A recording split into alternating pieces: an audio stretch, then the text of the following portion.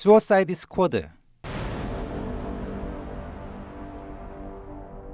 데이비드 에이어의 좌충우돌 슈퍼악당 영화는 줄거리상 올해 초 개봉한 잭 스나이더 감독의 슈퍼맨 대 배트맨, 저스티스의 시작과 이어지는 일종의 간접 후속 영화입니다.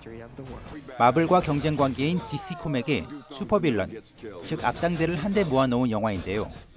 슈퍼맨이 인류 친화적 존재라서 그런지 만약에 적대적인 초인적 존재, 이 영화에서는 메타휴먼이라고 칭하는데요. 만약에 적대적인 메타휴먼이 등장해 인류를 위협한다면 여기에 대한 대응책이 있느냐, 혹은 대응책이 필요하느냐라는 질문에서 출발합니다. 이런 인류에 대한 존재론적 위협에 맞설 수 있는 대응책이 바로 수어사이드 스쿼드라는 건데요. 앞서 통통 영상에서는 개봉 직후 외신들의 평가를 소개드린 바 있습니다. 한마디로 정리하면 지루하고 실망스럽고 DC 코믹 최악의 영화라는 게 중론인데요. 또 평론계와 일반 대중들 사이에서 혹평을 받은 슈퍼맨과 배트맨과 비교해서도 수준이 떨어진다는 평은 DC 코믹 영화의 미래에 대해 많은 우려를 낳고 있습니다. 수어사이드 스쿼드는 지난주에 개봉했는데 제가 휴가를 다녀오느라 이제서야 봤습니다. 우선 지난주는 급한 대로 해외 리뷰 모험들을 소개해드렸는데요. 일단 날아오는 혹평들로부터 제 눈과 귀를 가리고 영화를 관람했습니다. 그래서 영화가 어땠냐고요? 우선 영화 스포일러가 포함됐다는 것을 미리 알려드리며, 이 영화는 대부분 모든 영화가 그렇듯 장점과 단점을 갖고 있습니다. 장점의 대부분은 영화의 첫 절반 부분에 몰렸습니다. 특히 초반부는 악당들의 백스토리 등 과거 역사를 보여주면서 적잖은 몰입을 유도합니다. 특히 윌 스미스가 연기하는 데드샷과 조커의 연인 할리 퀸이 감옥에 갇히게 된 사연 등을 엑스포제 형식으로 보여주는데요. 비올라 데이비스가 연기하는 아만다 월러 캐릭터 주도로 수어사이드 스쿼드를 구성하는 과정은 실제 1시간째 보면서 그간 쏟아진 부정적인 리뷰들을 까맣게 잊게 만들었습니다. 물론 캐릭터들이 많은 만큼 모두에게 균등한 시간을 할애할 수는 없습니다. 중간중간 DC 확장 세계에 등장하는 히어로들, 배트맨과 플래시가 카메오로 등장하고 슈퍼맨도 지나가는 언급이 나옵니다. 이 영화의 악당인 인챈트리스에 대한 설명도 나옵니다. 마녀이자 악령, 귀신 캐릭터로 당초 수어사이드 스쿼드의 멤버였다가 어떤 기구한 사연으로 영화 중반 가까이 가서 인류의 등을 돌리게 되고 수어사이드 스쿼드가 소집됩니다. 그럼 수감돼 있던 악당들인데 이들이 도망가면 어떻게 하느냐? 이들 목에는 하나같이 아주 작은 크기의 나노 크기의 폭탄이 주입됩니다. 명령을 거역하거나 도주하는 경우 폭파가 될 수 있는 건데요. 앞서 말한 영화의 단점들은 2주 전부터 속속 등장합니다.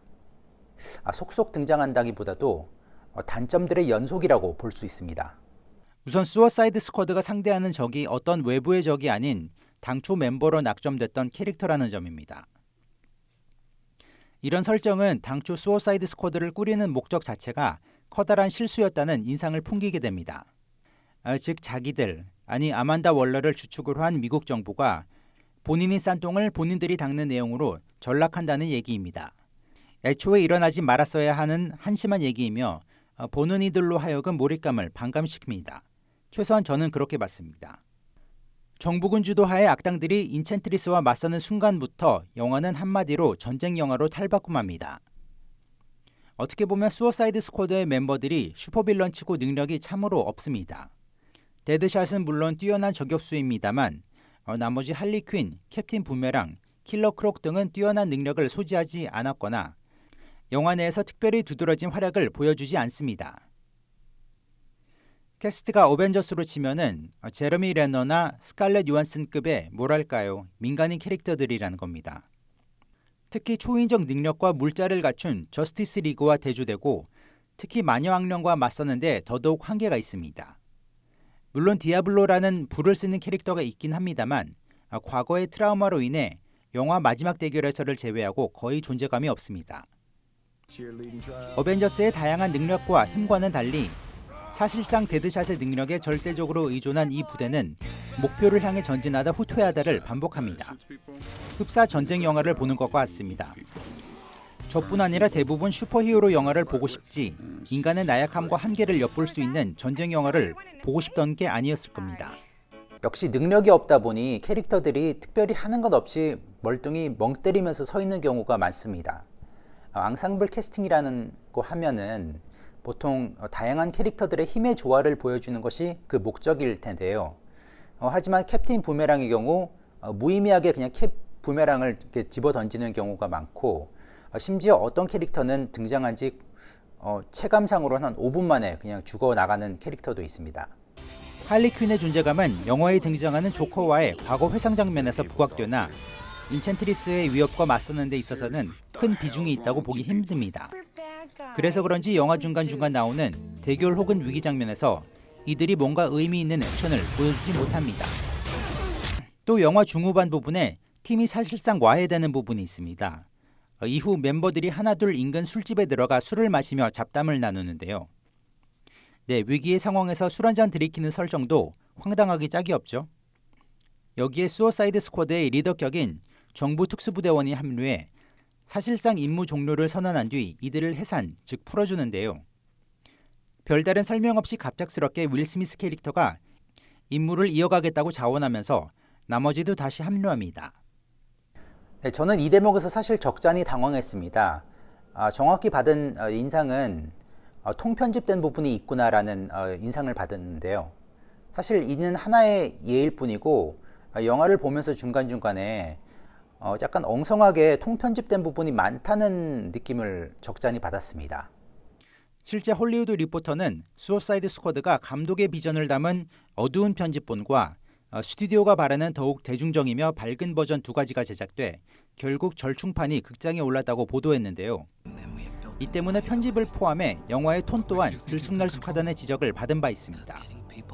특히 이 바 장면에서부터 캐릭터들의 불운한 가족사 등 과거가 부각되면서 이들이 다시 전투에 뛰어드는 동기부여를 찾게 됐는데요.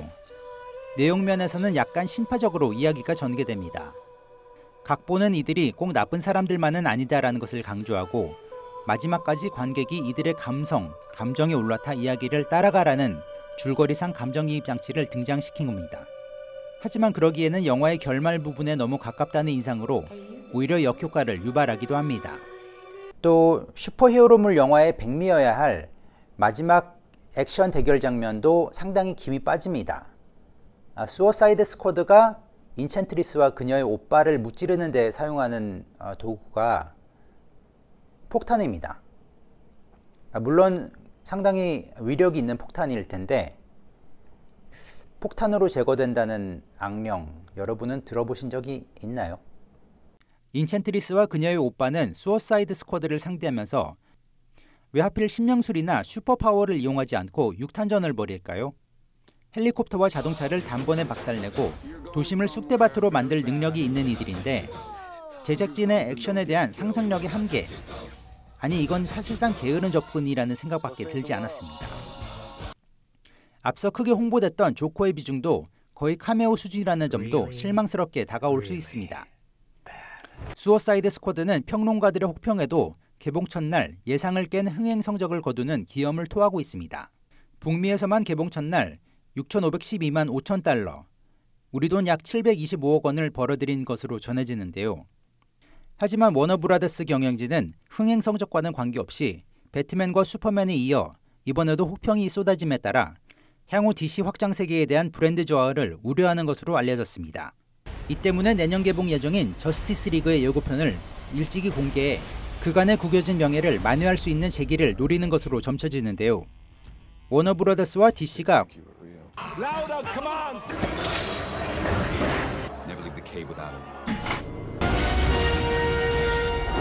과거 이런 흑역사를 기억하며 더욱 분발해야 할 듯합니다.